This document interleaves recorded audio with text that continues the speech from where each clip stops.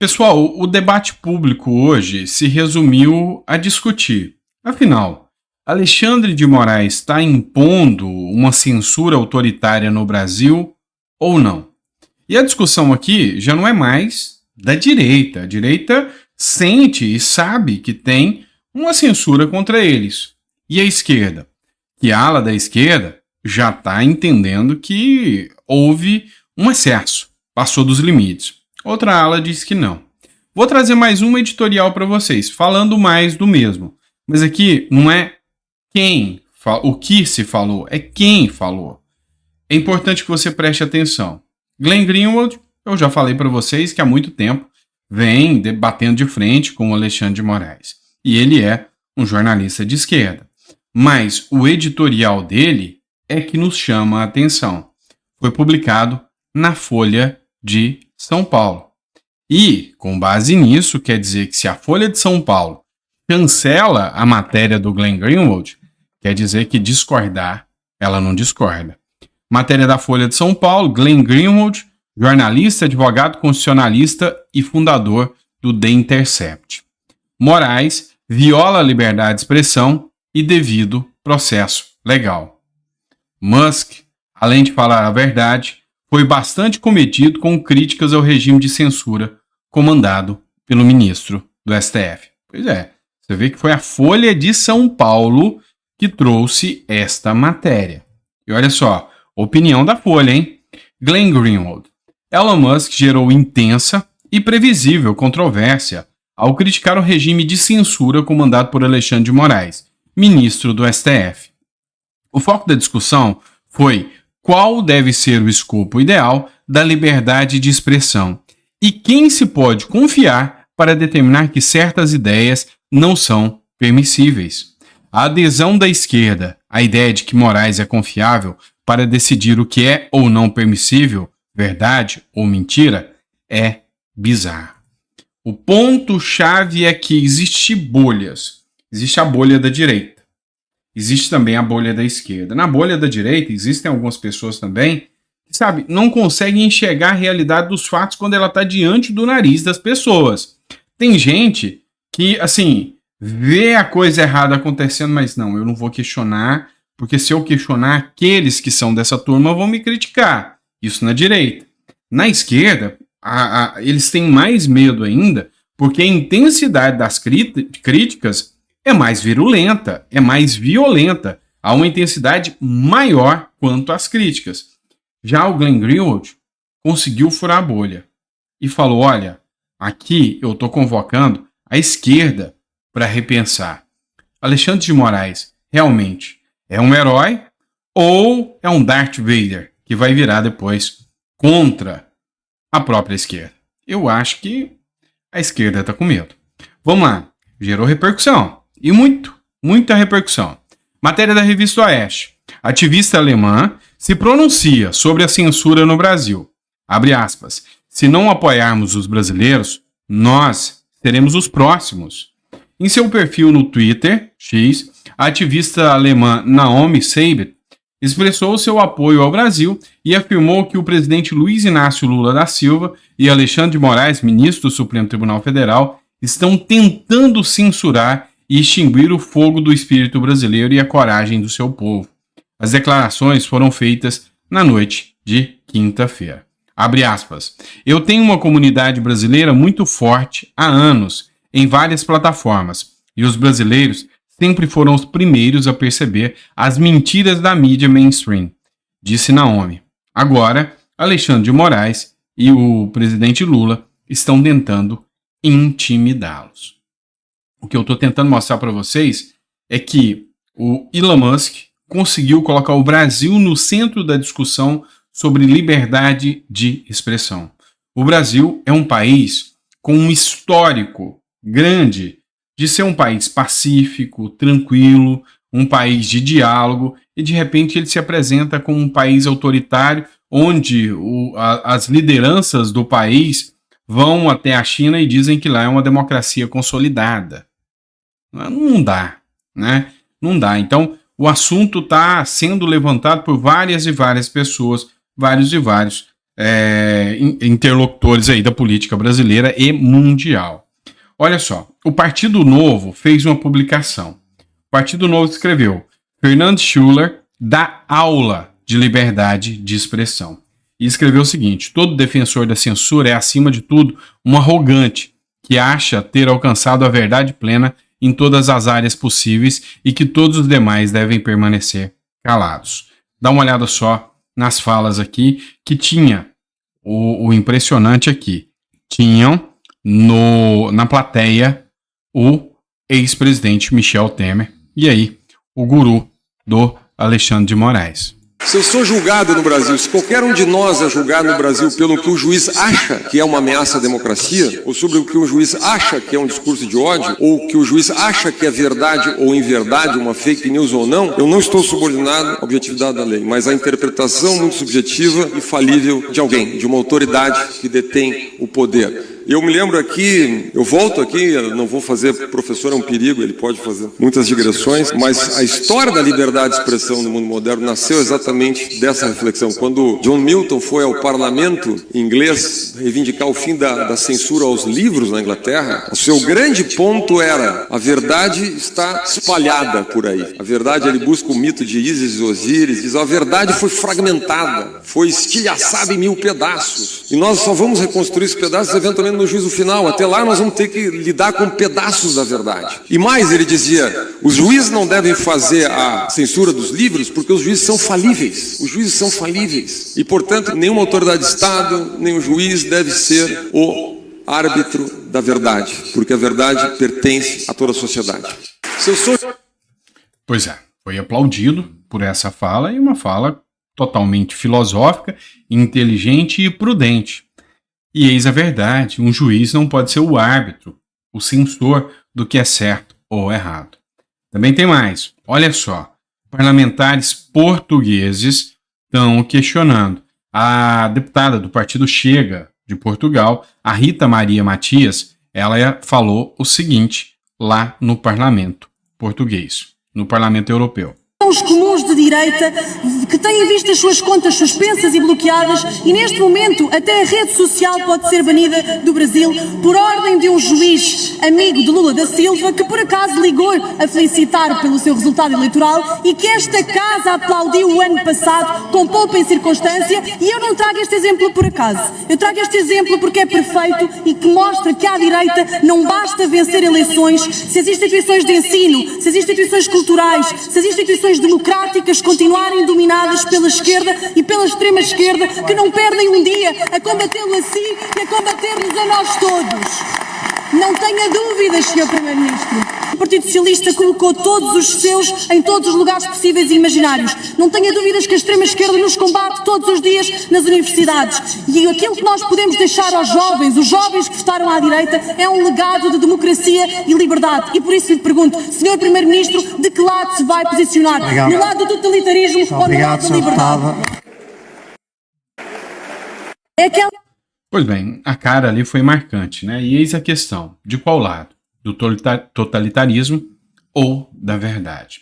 Então, o discurso hoje da liberdade de expressão, repito, entrou no cerne da discussão atual. E o Brasil é o olho do furacão. O Brasil, vamos dizer assim, é a cobaia perfeita. Um país conhecido por sua hospitalidade, por sua passividade, vê-se no meio do olho do furacão de um autoritarismo e de uma possível ditadura. Pois é, e o mundo está acompanhando, assustado, a tudo isso que está acontecendo no Brasil. Vamos lá. Mais cedo, num outro editorial, eu comentei com vocês a fala do Lula, né?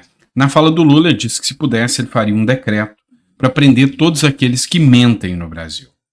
Volta-se a discussão: quem garante o que é mentira ou deixa de ser mentira? E Lula, se ele pudesse, ele faria esse decreto só para prender a direita. Mas o Hélio Beltrão, ele fez uma análise, e essa análise merece, com todo cuidado, ser, entendida. Olha só o que o Hélio Beltrão falou sobre o atual presidente do Brasil. O Lula ele mente costumeiramente sobre o impeachment da Dilma, por exemplo, processo que foi legítimo, feito segundo a lei, avalizado pelo Supremo Tribunal Federal, numa sessão presidida pelo próprio Lewandowski. Para o Lula se tratou de um golpe de Estado. O Lula mentiu recentemente sobre os móveis do Palácio da Alvorada, disse que o Bolsonaro levou os móveis, mas os móveis estão todos lá. O Lula mentiu sobre o número de crianças mortas na faixa de Gaza, ele falou que foram 12 milhões. Não reparou, não pediu desculpa, não é nada disso. O Lula mentiu ao dizer que nunca esteve no triplex do Guarujá, mas tem fotos que registram a ida do Lula ao apartamento. O Lula disse numa viagem à França que no Brasil havia 25 milhões de crianças de rua. E depois ele confessou essa mentira numa reunião filmada no Instituto Lula.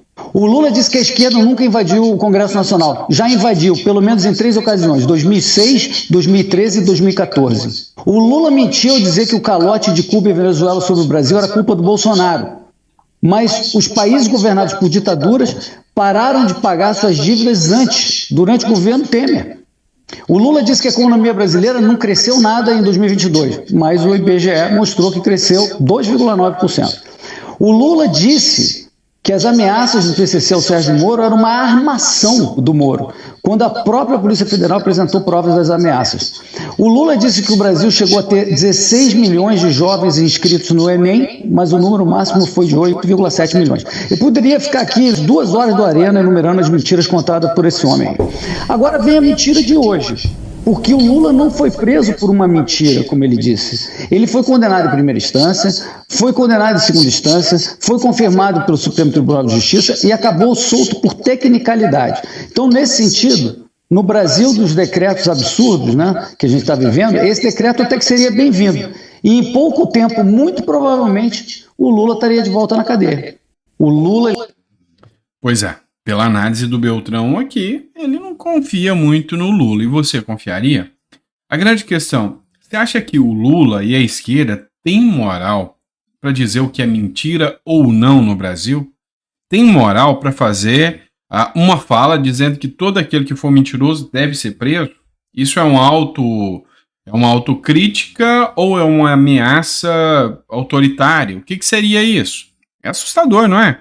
Pois é. O Hélio Beltrão, acho que foi com uma maestria gigantesca que ele fez essa análise aqui. Olha só, matéria do R7. Lula, ele realmente não quer nenhum papo agora mais com Elon Musk, né? Matéria do R7, governo suspende a publicidade na rede social X após embate entre Elon Musk e Alexandre de Moraes. As cláusulas contratuais que existem entre os investimentos feitos do Lula na rede social X, essa publicidade, e aqui eu preciso entrar num ponto sério com vocês, essa publicidade tem contrato? Tem cláusulas?